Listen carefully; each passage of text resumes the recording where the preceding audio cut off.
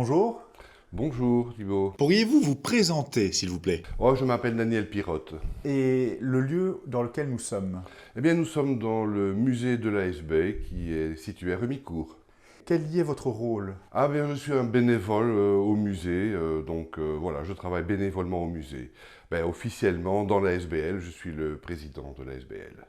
Êtes-vous seul dans cette aventure qu'est le musée? Non, bien évidemment. Il faut savoir aussi que le musée a été fondé sur base d'une association créée en 1960. Le musée a été ouvert en 1990 et nous sommes 12 membres actuellement au musée. Train, tram, betterave. Bien sûr, ça me parle puisque c'est le nom d'une exposition qui se tiendra la semaine prochaine à la salle du Roxy à Brève. Elle est axée sur, bien évidemment, le train qui passait à Brève, le tram qui passait dans les environs et l'activité principale près de la gare de Brève, c'était une activité industrielle, c'était l'activité sucrière. Pourquoi cette exposition? En fait, une exposition a déjà eu lieu à Brève et une personne qui venait de Saint-Nicolas, Sint-Nicolas, en fait, près d'Anvers, trouvait le lieu extrêmement intéressant et faisait partie d'une association qui a décidé de reconstituer tout le quartier de la gare à Brève. Maintenant, je dois préciser que cette association comprend 120 membres, que ces gens-là sont tous spécialisés dans un travail ou dans un autre. Ils travaillent avec des imprimantes 3D, avec des découpeuses laser, etc. Et ils ont reconstitué une maquette d'une fidélité inimaginable de tout le quartier de la gare de Brève. Pourquoi le musée de l'ASB s'y est-il joint? Eh bien, le musée a été contacté parce que précisément, un des thèmes que nous étudions, que nous développons depuis de nombreuses années d'ailleurs, c'est l'activité industrielle sucrière. Le sucre, tout le monde le connaît, tout le monde sait que c'est agréable au goût, mais surtout qu'il ne faut pas en manger trop. Il y a plein d'idées fausses qui circulent d'ailleurs au sujet du sucre, sur son rôle négatif, mais également, bon, pour d'autres, son rôle positif. Donc on a décidé, il y a bien longtemps déjà, de nous axer en partie sur le sucre. Et nous avons réuni des collections fort importantes. On m'a parlé éventuellement d'un cadeau de bienvenue durant cette exposition. Est-ce que vous pouvez m'en dire plus?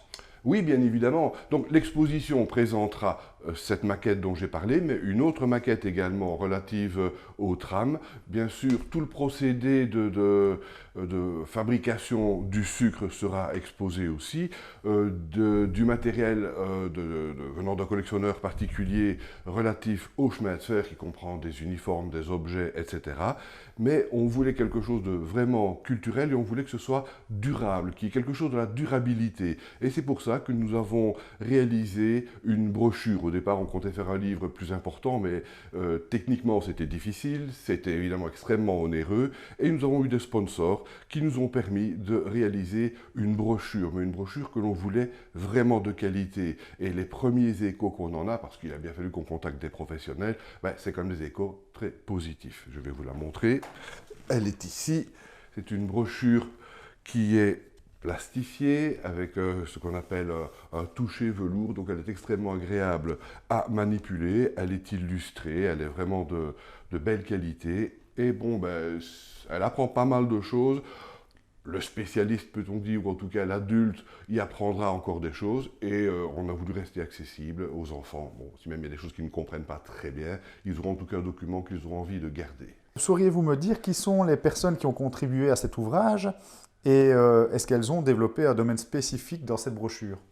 Oui, donc au départ, nous avons Robert de Spiegeler, qui est un Brévois, qui est d'origine néerlandophone, et qui a eu des contacts avec cette association qui s'appelle Hotsport, et lui, il s'est concentré sur l'explication sur la maquette.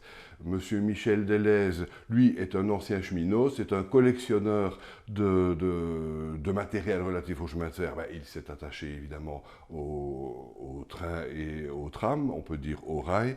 Lucien Audesten est un Brévois, et lui s'est attaché à l'histoire de la gare, un peu aussi à la ligne 127. Quant à moi, je me suis évidemment focalisé sur l'industrie sucrière. Du coup, le musée de l'ASB, qui lui se situe à Remicourt, on peut constater que d'autres communes s'y intéressent. Est-ce que c'est important pour vous?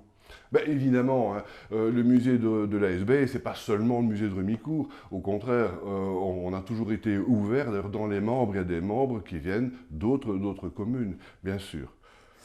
La décentralisation de certaines parties du musée pour des expositions est donc possible.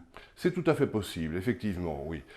Nous avons d'ailleurs actuellement plusieurs projets. Bien sûr, cette exposition là-bas à Brève, où on va quand même enlever pas mal de pièces de chez nous pour les présenter, mais également nous prêtons parfois du matériel, et c'est également ce qu'on va faire le week-end prochain avec le GAL qui organise une exposition à la ferme d'Oudoumont, et pas mal de matériel sera prêté également.